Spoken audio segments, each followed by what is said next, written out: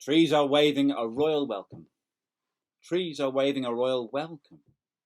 Trees are waving a royal welcome for the King called Jesus. I wonder how you managed to note Palm Sunday yesterday. Perhaps you held a palm cross as normal, or perhaps you made one out of a leaf or paper, or perhaps you put some greenery on the outside of your door or in the window. Of course, the second verse of Fred Kahn's hymn, "We Have a King Who Rides a Donkey," which we are using by kind permission of the copyright holder, Stainer and Bell Limited of London, also refers to Palm Sunday really, and I want to use this second reflection to think about the Monday. I am going to use Fred's words as a launch pad for today's thinking, but perhaps not quite in the way Fred anticipated. In the Gospel stories, we do not have an absolutely clear timeline of those days between Jesus' entry into Jerusalem and his gathering with friends to share the Passover and the events that followed a few days later. But Mark does keep a timeline and does record for us a description of the next day. The next day, as they were leaving Bethany, Jesus was hungry. Seeing in the distance a fig tree in leaf, he went to find out if it had any fruit. And when he reached it, it found it had nothing but leaves, because it was not the season for figs. And he said to the tree, "May no one ever eat from you again." And his disciples heard him say it. On reaching Jerusalem, Jesus entered the temple courts and began driving out those who were buying and selling there. He overturned the tables of the money changers and the benches of those selling doves, and would not allow anyone to carry merchandise through the temple courts. And as he taught them, he said, "Is it not written, 'My house will be called a house of prayer for all nations,' but you will make it a den of robbers." The chief priests and the teachers of the law heard this and began looking for a way to kill him, for they feared him, because the whole crowd was amazed at his teaching.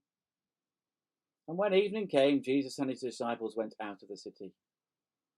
In the morning, as they went along, they saw the fig tree withered from the roots.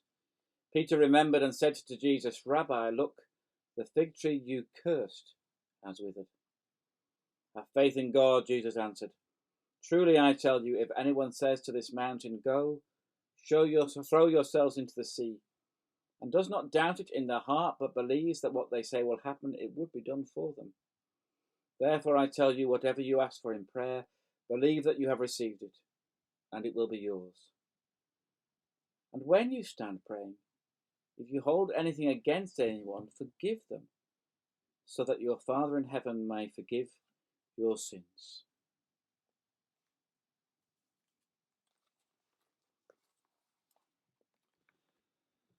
The second verse of the hymn speaks of trees waving a royal welcome, hinting that not just human beings, but all of creation is joining in with the praise.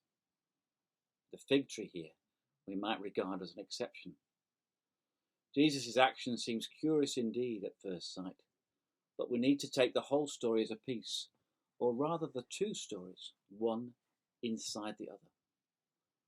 The second story is the well-known account of Jesus in the temple. The trees of our song might be waving a royal welcome, but Jesus makes himself unwelcome in the temple because it has not welcomed the world in prayer as it should, but rather it has become a den of robbers. We should resist the idea that the vendors and money changers are the target of Jesus' accusation. Almost certainly he is aiming at the powers behind the activity.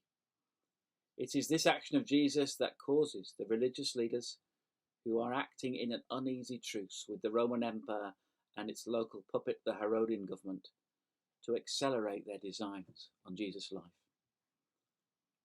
In the conversation by the fig tree after the visit to the temple, Jesus makes clear that many aspects of the current distorted way of human life must change and give way to something new.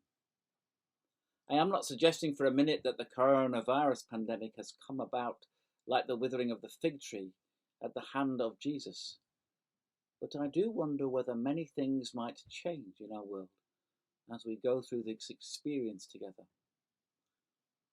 Jesus encourages us to pray in faith with a heart of forgiveness. As the world goes through these trials, we should, of course, pray in faith and with a generous spirit for all those who are finding life most difficult and for those bringing them help.